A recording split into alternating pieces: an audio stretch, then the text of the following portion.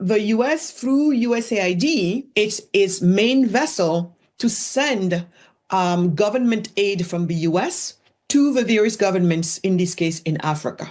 Okay. And that money is your taxes, Tommy, my taxes, and every American taxpayer's money. Okay. So we are paying for this.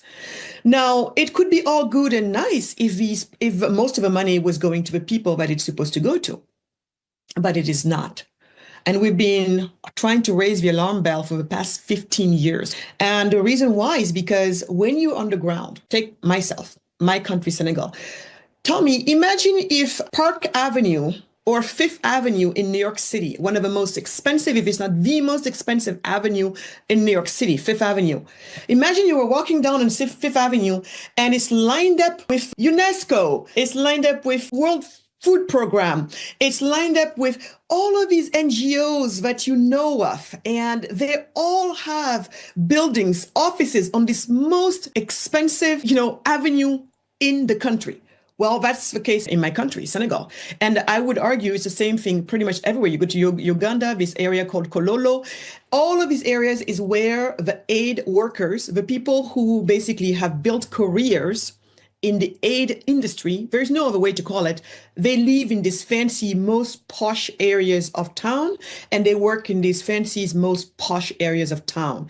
You and I would look at it and be like, how come if you're a nonprofit, you are in places like this? You would expect that from big banks, maybe big companies, something that's making money, right? And it's somehow justified. But in this case, that's what you would see. And we see these big SUVs, we see entire families who have one nanny per child provided by you and I. They get to have, business class airfare ticket to go back home at least once a year because, paid by you and I.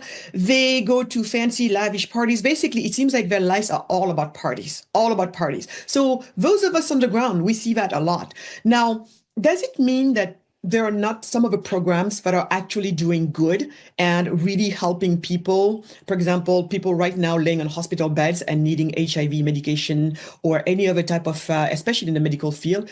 Yes, some of those programs, are happening and they're helping, but I would argue that they're probably not the majority of what our aid money is doing. And so those are just examples of where we see the money going. We could have told everybody there's a humongous waste. And then you have all of these stupid programs that they try to force us into that lead to nowhere. We all know it. But you know what? If you don't do what they say, what they ask you to do, then you're not going to get the funding. And literally, these people get to control what is it that as a nation we get to work on or not. And it's very easy to know what is the agenda of the day.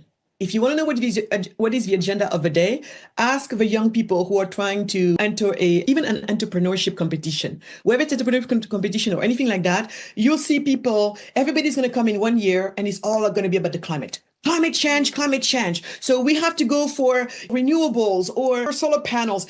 You get to see exactly what is the agenda this year. And another year you're going to come and everybody's talking about gender. And another time you come and it's just like that. So anytime, but in this case, those in power in America fancy is pretty much what's going to be the name of the game that day.